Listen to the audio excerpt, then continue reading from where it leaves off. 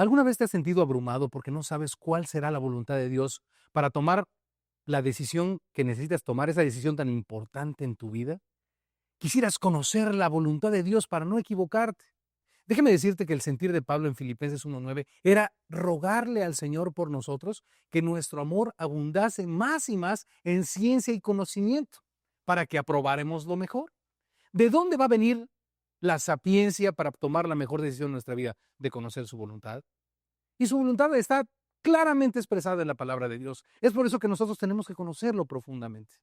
En este estudio del Padre Nuestro, en esta parte que nos toca ver de este estudio, nosotros podremos conocer las características de su voluntad, cómo opera su voluntad y cómo Dios nos hace saber y llegar su voluntad conforme a qué propósito. Recordemos rápidamente que en las clases anteriores hemos visto que la perspectiva de un verdadero hijo de Dios es pedir que sea santificado su nombre, o sea, reflejado el nombre de Jesucristo, reflejado Jesucristo mismo en nuestras vidas para darlo a conocer al mundo. Número dos, establecido su reino en nuestras vidas, que Él reine en cada área de nuestras vidas y que podamos establecer ese reino a través de nuestras vidas, testificándolo y proclamándolo. Ahora también la petición, la tercera petición, el enfoque de la tercera petición más importante de un verdadero hijo de Dios es: Señor, quiero hacer tu voluntad. Santificado sea tu nombre, venga tu reino, hágase tu voluntad.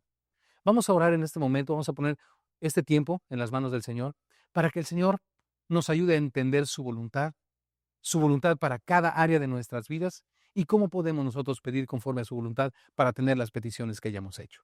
Cierra tus ojitos lindos ahí donde estás y acompáñame en esta oración. Padre Santo, el deseo de nuestro corazón es que siempre, en cada situación que se presente en nuestras vidas, siempre se haga tu voluntad, Padre. Porque sabemos que tu voluntad es lo mejor para nosotros. Porque qué padre de nosotros si un hijo, siendo aún nosotros malos, si un hijo le pidiere un pan, le daría una piedra. O si le pidiera un pez, le daría una serpiente. O si le pidiera un huevo, le daría un escorpión. Qué padre de nosotros que siendo malos, Señor, si su hijo le pidiera una de estas cosas, le daría la contraria.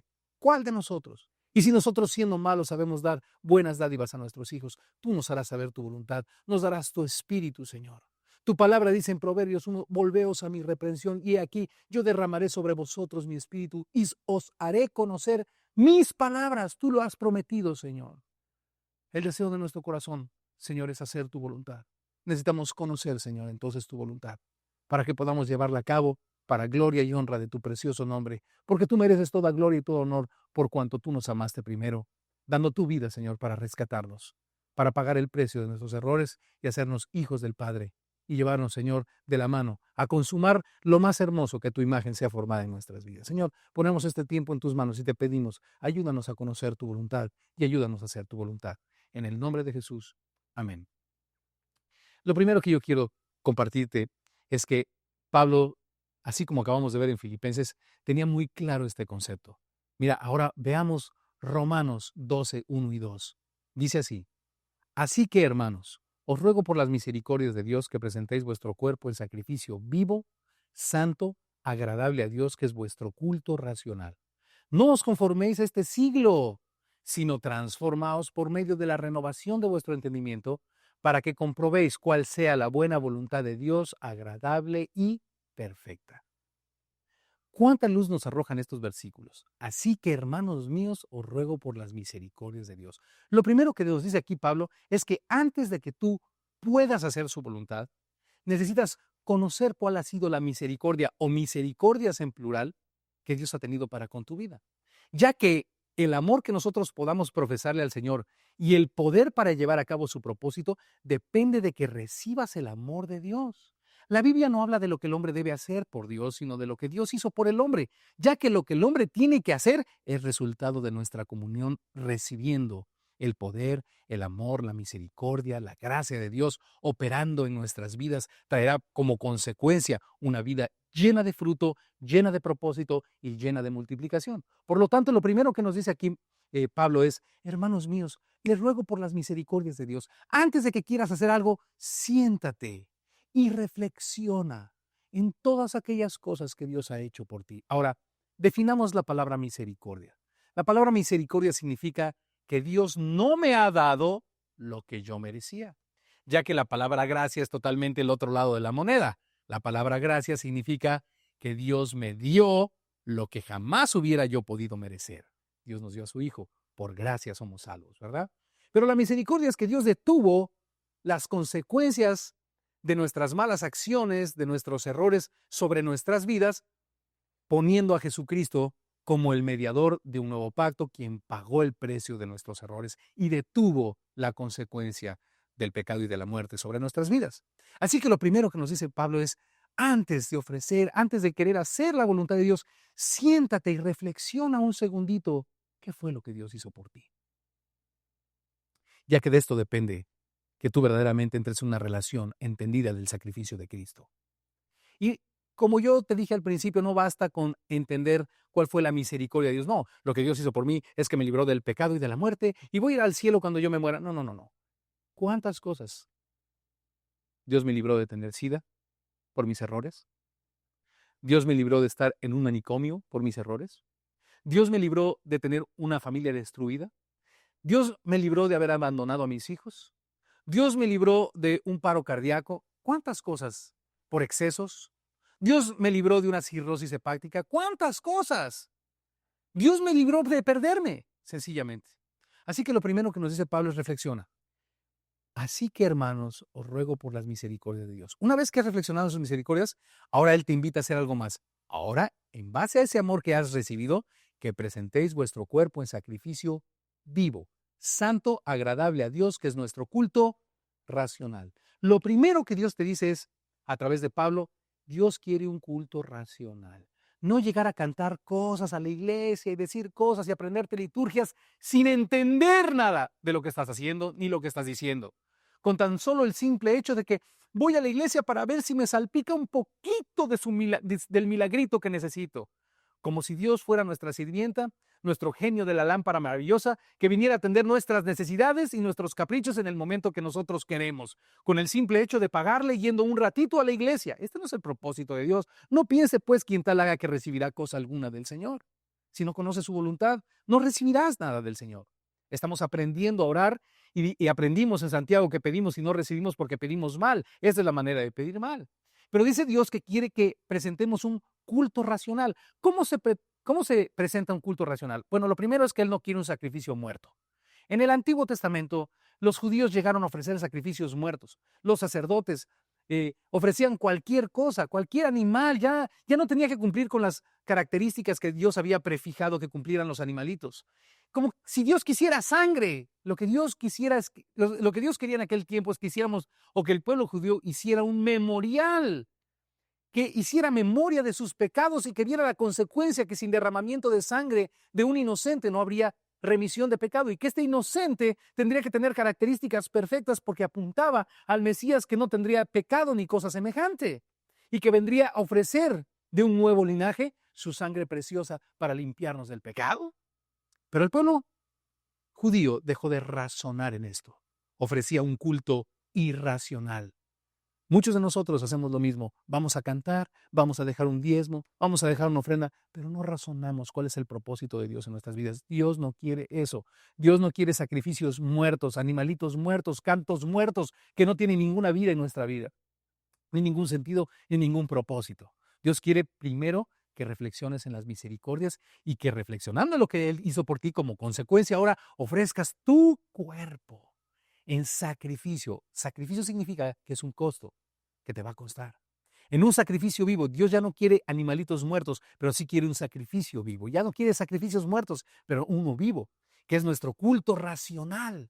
Lo único que Dios quiere es que sacrifiquemos nuestra vida, que sacrifiquemos las cosas de este mundo, que sacrifiquemos los valores de este mundo y la presión que ejerce este mundo sobre nosotros, le demos la espalda y tengamos tiempos de comunión con Él. Un culto racional, que ofrezcamos nuestro cuerpo en sacrificio vivo, santo, agradable a Dios. Santo significa apartado para llevar a cabo un propósito, que sabe que tiene un propósito y se santifica en la palabra de Dios, porque la voluntad de Dios es nuestra santificación y el único que puede efectuar esa santificación en nuestra vida es el Espíritu Santo cuando tenemos comunión con Él. Y Dios quiere que seamos santos, o sea, apartados para llevar a cabo el privilegio de manifestar el testimonio de Cristo visible en nuestras vidas y audible a través de nuestra proclamación del Evangelio. Santo, vivo, santo, agradable a Dios. Esto también es algo maravilloso. Dice que la única manera de agradar a Dios no es tanto cantándole, ¿no? Sino obedeciéndole, teniendo comunión con Él, reconociendo sus misericordias en nuestras vidas y buscándole, que es nuestro culto racional. Ahora, ya que entendemos esto, híjole, Dios quiere que ofrezca mi cuerpo en sacrificio vivo, para que yo pueda hacer su voluntad. Santificado sea tu nombre, venga a tu reino, hágase tu voluntad. Esta es la voluntad de Dios. Hágase tu voluntad. Yo debo reconocer sus misericordias, estar dispuesto a ofrecer el tiempo de mi vida, mi cuerpo en sacrificio vivo, no un sacrificio muerto que no entiende lo que hace, sino un sacrificio vivo que tiene comunión con Él, que es santificado para llevar a cabo un propósito, que es agradable a Dios, que es mi culto racional. Ahora, ¿cómo lo hago? Versículo 2. No os conforméis a este siglo, sino transformaos por medio de la renovación de vuestro entendimiento. Como tú verás, nunca vendrá la bendición de Dios sobre tu vida para llevar a cabo su propósito si no efectúas tú siempre un corte voluntario en tu vida. Esa es la simbología del bautismo. Para que verdaderamente emerjas de las aguas con un nuevo propósito de Cristo en tu vida, primero tienes que ir en la inmersión hacia la muerte de tu vida pasada y dejar sepultado todo tu pasado. Siempre ha sido así. Acuérdate que la palabra bendición significa capacidad dada por Dios para llevar a cabo un propósito. Esto es bendición, recuérdalo. Para que recibamos la bendición, que Dios nos dé toda la capacidad de llevar a cabo su propósito, entonces lo primero que debo hacer yo es un corte. No pueden dos amos estar sentados en el mismo trono. No puede ser que una misma fuente de agua amarga y agua dulce, lo dice el libro de Santiago. De la misma manera, si no cortas, no os conforméis a este siglo, sino transformaos por medio de la renovación de vuestro entendimiento, para que pueda ser transformado, renovando tu entendimiento con la palabra de Dios, primero tienes que dejar de conformarte a este siglo. ¿Qué significa eso? Señor, ahora te entiendo, Señor, que tu voluntad no son las cosas temporales, porque en ellas no se encuentra la satisfacción de mi vida. He probado casas, he probado coches, he probado de relaciones, he probado viajes, y al regresar de todos ellos o al alcanzarlas, mi vida sigue igual de insatisfecha, porque en estas cosas no se encuentra la satisfacción. No os conforméis a este siglo que te dice que estas cosas fueron creadas para tu satisfacción total. Estas son tan solamente añadiduras que Dios busca darte para llevar a cabo su propósito, pero la satisfacción total se encuentra renovando mi entendimiento con la palabra de Dios, entendiendo que mi vida tiene un propósito y el propósito de Dios para mi vida es que se refleje nuevamente su imagen a través de mí, formarla en mí otra vez a través de la comunión con Él. Así que, pero esto nunca podrá ser una realidad poderosa en mi vida si no primero estoy dispuesto a cortar. No os conforméis a este siglo. La ira de Dios no obra la justicia de Dios. Este mundo te dice, enójate, tú primero, tú a la mitad, tú al final. No tomes la forma de este siglo. ¿Qué dice el Salmo 1? ¿Te acuerdas cuando estudiamos el Salmo 1? Bienaventurado el varón que no anduvo en consejo de malos, ni en camino de pecadores, ni en silla de escarnecedores ha sentado, sino que en la ley del Señor está su delicia y en ella medita de día y de noche. Se renueva de día y de noche, renueva su entendimiento con la palabra de día y de noche. Pero ¿qué es lo que tiene que hacer esta persona antes de renovar su entendimiento con la palabra y encontrar en ella su delicia? Dejar el consejo de malos y el camino de pecadores. No os conforméis a este siglo. No pueden cohabitar en el mismo reino este siglo y el propósito de Dios. El sistema de valores de este mundo y el reino de Dios son totalmente antagonistas. ¿Ok? ¿Cómo puedo transformar entonces mi mente? No os conforméis a este siglo, sino renovaos, sino transformaos, renovando vuestro entendimiento. Transformaos. Esa palabra transformaos, ¿sabes qué palabra es en griego? Es la palabra metamorphomai, que nos habla de una metamorfosis aún visible, externa. Es lo que siempre hemos dicho. Dios quiere volver a transformarte a la imagen de su Hijo y que el mundo pueda ver, porque no se compra una luz y se pone debajo de un almud, sino sobre un candelero para que el mundo o la gente que te rodea, viendo, no oyendo, sino viendo nuestras buenas obras, glorifique al Padre que está en los cielos. Dios quiere metamorfomai nuestras vidas, que sufran una metamorfosis. Esta metamorfosis exterior de la imagen de Dios en nuestras vidas vendrá cuando renovemos nuestro entendimiento con la palabra de Dios. Tienes que quitar todas aquellas informaciones que te estaban leudando hacia este mundo, que estaban contaminando tu mente, para ahora meterte la palabra de Dios, que va a transformar tu vida a la imagen del que te creó. ¿De acuerdo? Sino transformaos por medio de la renovación de vuestro entendimiento, porque de otra manera jamás podrás comprobar que la voluntad de Dios tiene 3 características maravillosas. Es buena, es agradable y es perfecta. Pero para que lo puedas comprobar, tienes que transformar tu mente renovándola con la palabra. ¿Cuánta gente que va los domingos a la iglesia y vive vidas miserables diciendo, oigo un bonito sermón, pero de lunes a sábado no lo puedo vivir? Y hay hasta quienes les dicen a sus hijos, mira, mijito, se oye bonito lo que dice el pastor, pero esto es algo que no se puede vivir, es utópico. Eso está totalmente mal. Eso es porque tú solamente oyes, pero no entiendes. Mateo 13:23.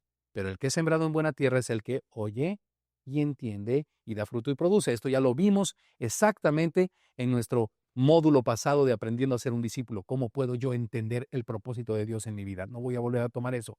Pero la situación porque la gente dice, mijito, esto nada más es para venir a escuchar, pero no se puede vivir, es porque no ha entendido. Solo oye, pero no entiende. Ahora, ¿cómo puedo entender? Lo aprendimos en aprendiendo a ser un discípulo, teniendo comunión profunda con Él. Diariamente en mi vida. Transformaremos nuestra vida y comprobaremos en nuestra vida que es bueno. Su voluntad siempre será buena. ¿Esto qué significa? Que quiere lo mejor para mí. Agradable, ¿qué significa? Que me va a gustar más que cualquier otra cosa, que va a satisfacer mi vida.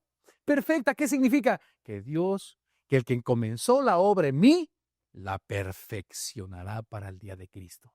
El Señor me llevará a puerto seguro. Ahora, para ampliar un poquito más el concepto de su voluntad, yo quiero que me acompañes a unos versículos para darnos cuenta cómo la voluntad de Dios y la voluntad del mundo son totalmente antagónicas. ¿Y de qué se vale la voluntad del mundo o el enemigo o Satanás para tratarnos de arrastrar nuestro corazón, nuestros ojos, nuestra codicia, a esclavizarla una vez más bajo los deseos del mundo? Dicho sea de paso, ¿te acuerdas lo que la palabra mundo significa? Cuando dice no améis al mundo, es lo que vamos a ver en este momento, la palabra cosmos, de donde viene la palabra cosmético, de donde viene la palabra cosmético, que significa maquillaje, el sistema de valores que el enemigo maquilló cuando el hombre le cedió los derechos en Génesis capítulo 3, independizándose de Dios, queriendo ser igual a Dios, cometiendo el peor de todos los errores. Ahora Dios nos quiere traer a la comunión para depender de Él y restaurar los valores de su reino en nuestro corazón y en nuestra vida. Ok, acompáñame a los siguientes versículos. Primera de Juan 2, del 15 al 17. No améis al mundo ni las cosas que están en el mundo. Si alguno ama el mundo, el amor del Padre no está en él. Porque todo lo que hay en el mundo, los deseos de la carne, los deseos de los ojos y la vanagloria de la vida, no proviene del Padre sino del mundo. Y el mundo pasa y sus deseos, pero el que hace la voluntad de Dios permanece para siempre. ¡Qué versículo más claro! ¡Qué versículo más fuerte, pero más contundente! Mi hermano, no debemos ignorar que el reino de los cielos, el reino del Señor, es totalmente antagonista al sistema de valores de este cosmos, de este mundo maquillado por el enemigo, donde nos ha vendido el sistema de valores de que las cosas que no tienen valor para el Señor son las que valen para este mundo, y las cosas que no valen para este mundo son las que verdaderamente son importantes para el Señor. El mundo pasa y sus deseos. Ahora, definamos qué es esto. Lo primero que nos dice la palabra de Dios es que no amemos al mundo, que no amemos las cosas de este mundo porque son temporales. Porque dice la palabra de Dios que todas las cosas que hay en el mundo no provienen del Padre. Y ahora el Señor nos especifica cuáles son estas. Los deseos de la carne, los deseos de los ojos y la vanagloria de la vida. Los deseos de la carne son aquellas fornicaciones, lascivias, adulterios, homosexualidad, todas esas cosas. No amemos las cosas de la carne. Definitivamente Dios nos dio la capacidad de gozarnos. Pero esta situación tiene que ver con el matrimonio y con el propósito de multiplicación que Dios tiene. Y cuando hablo de multiplicación no estoy hablando solamente de tener hijos. Estoy hablando de multiplicar el gozo de su imagen en el matrimonio. Tiene que ver, es el complemento. La sexualidad en el matrimonio es maravillosa. Dice la palabra de Dios que para los casados honroso sea el matrimonio y el lecho, la palabra lecho es la palabra coité del griego, que significa y el coito sin mancilla o sin mancha. Pero a los fornicarios y a los adúlteros los juzgará Dios, porque Dios nos hizo para hacer una sola carne en plenitud. Pero los deseos de la carne es totalmente la lujuria y la lascivia. Esto no tiene que ver con el matrimonio. Otro de los deseos de la carne y estas concupiscencias que están en nuestro cuerpo es los deseos de los ojos. Otro de las amores de este mundo, por decirlo así, es los deseos de los ojos. Toda codicia, toda codicia. Lo vemos desde Éxodo 20, en la ley del Pentateuco. Nosotros vemos, no codiciarás ni esto, ni el otro, ni lo demás allá. La codicia es querer tener todas aquellas cosas que no nos pertenecen o que no nos permiten llevar a cabo el propósito de Dios en nuestras vidas, que nos saquen del plan de Dios. Por eso la idolatría es un deseo también de los ojos y deseo de la carne y deseo de la vanagloria de la vida, porque es poner nuestros ojos en un pequeño ídolo que nos va a sacar del propósito de Dios. Desde la idolatría del dinero, la idolatría de las posesiones, la idolatría, etcétera, etcétera. Los deseos de los ojos. No confíes en lo que se ve. Si algo atrofia nuestra fe, es que nuestra fe dependa de lo que se ve. Porque la Biblia dice en Hebreos 11:1 que la fe es la certeza de lo que se espera, la convicción de lo que no se ve. La fe del verdadero cristiano no está soportada en lo que ve, sino en lo que conoce de la palabra de Dios, como dice Juan 17:3. Y esta es la vida eterna, que te conozcan a ti, el único Dios verdadero, y a Jesucristo a quien tú has enviado. La vida eterna, entonces, perdóname, la vida no depende de lo que se ve, la fe no depende de lo que se ve. Dios no quiere que dependas de la codicia de los ojos, ¿verdad? También la vanagloria de la vida. La vanagloria de la vida es la vanidad de esta vida.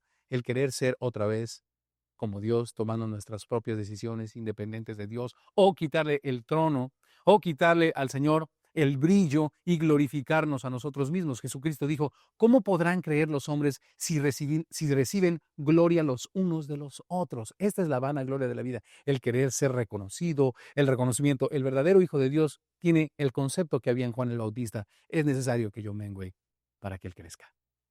El concepto de Pablo: crucificado estoy con Cristo y ya no vivo yo, sino Cristo vive en mí, y lo que vivo en la carne, lo vivo en la fe del Hijo de Dios, el cual me amó y se entregó por mí. Y lo que vive en este tiempo tiene un propósito maravilloso: vivirlo para su gloria.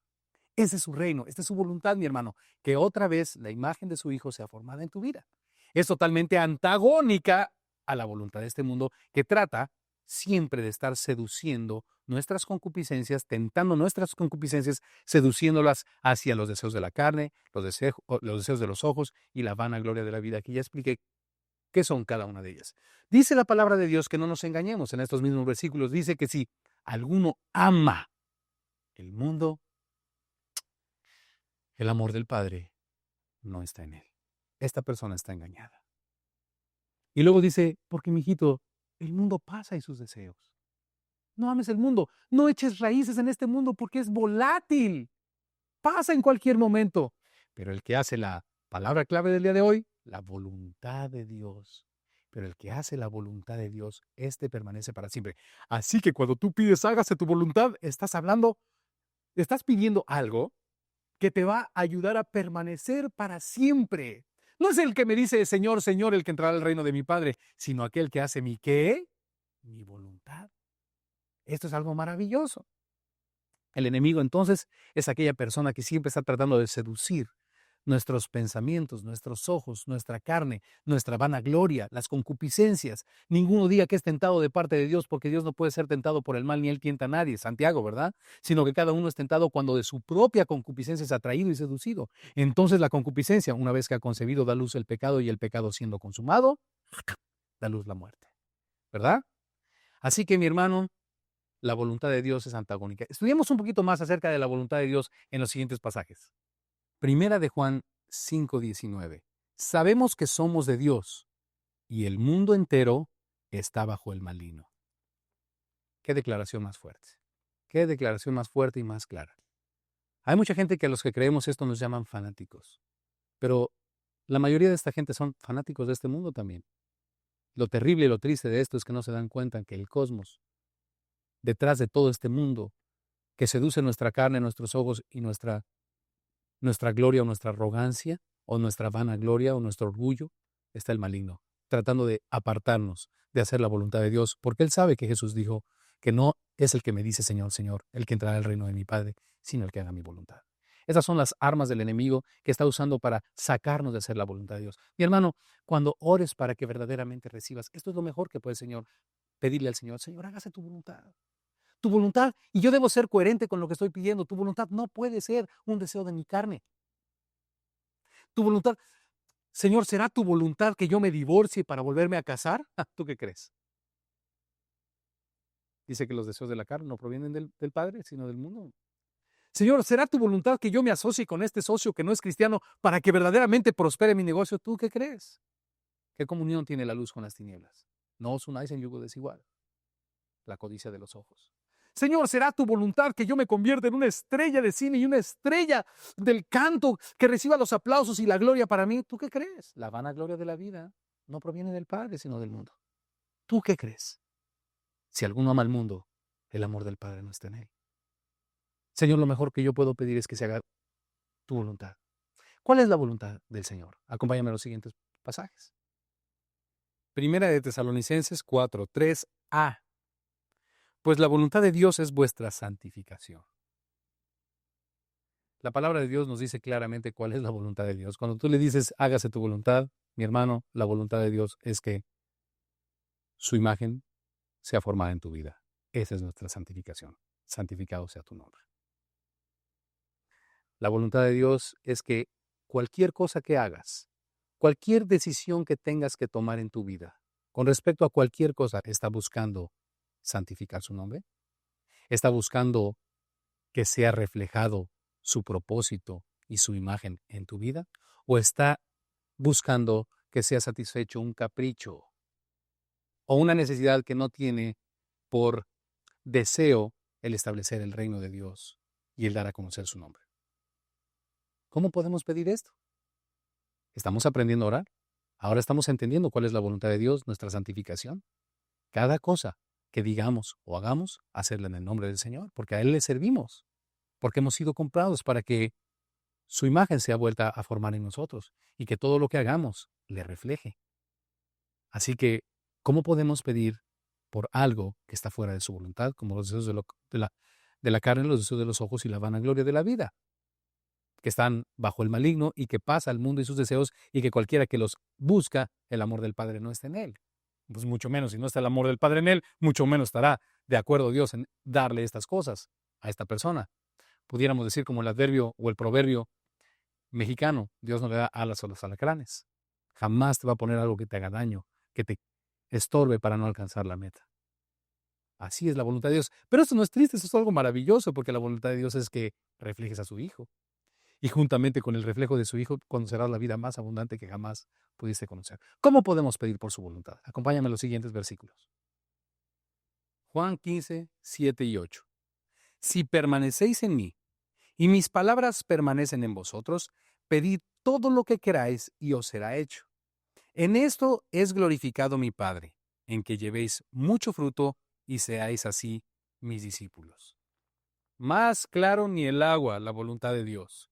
Si mis palabras permanecen en ti, esto no significa si eres un teólogo o si conoces la Escritura, si obedeces lo que has aprendido de mi palabra, si el precepto de mi palabra permanece en tu convicción, en tu manera de vivir, y tú permaneces en comunión conmigo, dice el Señor, porque ahora no nada más necesitas la palabra, sino el poder de su Espíritu para llevar a cabo su propósito, y este solamente vendrá en la comunión diaria, buscar ser llenos del Espíritu Santo.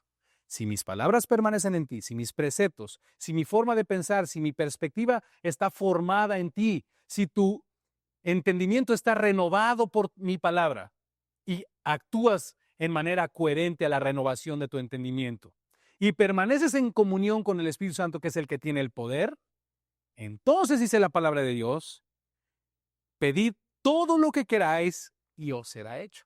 ¿Por qué Dios dice todo lo que quieras? Porque Él sabe que jamás pedirás si sus palabras permanecen en ti y tú permaneces en comunión con Él, jamás pedirás para malgastar en los deleites de lo temporal. Jamás. Tú serás un hombre y una mujer que pedirás siempre para que su gloria sea visible en tu vida, para que sea establecido su reino a través de tu vida y para que sea hecha su voluntad en tu vida y a través de tu vida. Siguiente versículo dice, en esto es glorificado mi Padre, en que llevéis mucho fruto y seáis así mis verdaderos discípulos. Fíjate que la Biblia no dice aquí de creyentes, habla de discípulos. Jesús nunca habló de creyentes, sino de discípulos. ¿En qué es glorificado mi Padre? En que tu vida lleve mucho fruto. ¿Lo que estás pidiendo está buscando llevar fruto para su gloria? Esa es la pregunta. ¿Lo que estás pidiendo está buscando llevar fruto para su gloria? Señor, sana a mi mamá, sana a mi papá, sana a mi hijo, porque yo quiero que lo sanes, Señor. ¿Lo que estás pidiendo es para su gloria? Señor, mándanos un hijo. Señor, tenemos 10 años de casados y no tenemos un hijo. Los niños no son mascotas, no son perritos. Dice la palabra de Dios en el Salmo 127 que son la herencia de Jehová y cosa de estima el fruto del vientre. ¿Estás buscando dirigirlos como saetas en manos del valiente para que lleven a cabo su propósito? ¿Para que perpetúen la declaración del Evangelio a través del testimonio vivo y de la proclamación de su palabra por todas sus generaciones, para gloria y alabanza del nombre de aquel que nos ganó en la cruz del Calvario y nos dio el privilegio de que nuestro linaje viva para proclamarle y testificar de él? Esto es lo que lleva. ¿Estás reclamando la vida de tu hijo para eso? ¿Estás reclamando la vida de tu padre? ¿Estás pidiendo con este entendimiento de su voluntad nuestra santificación? Este es el punto.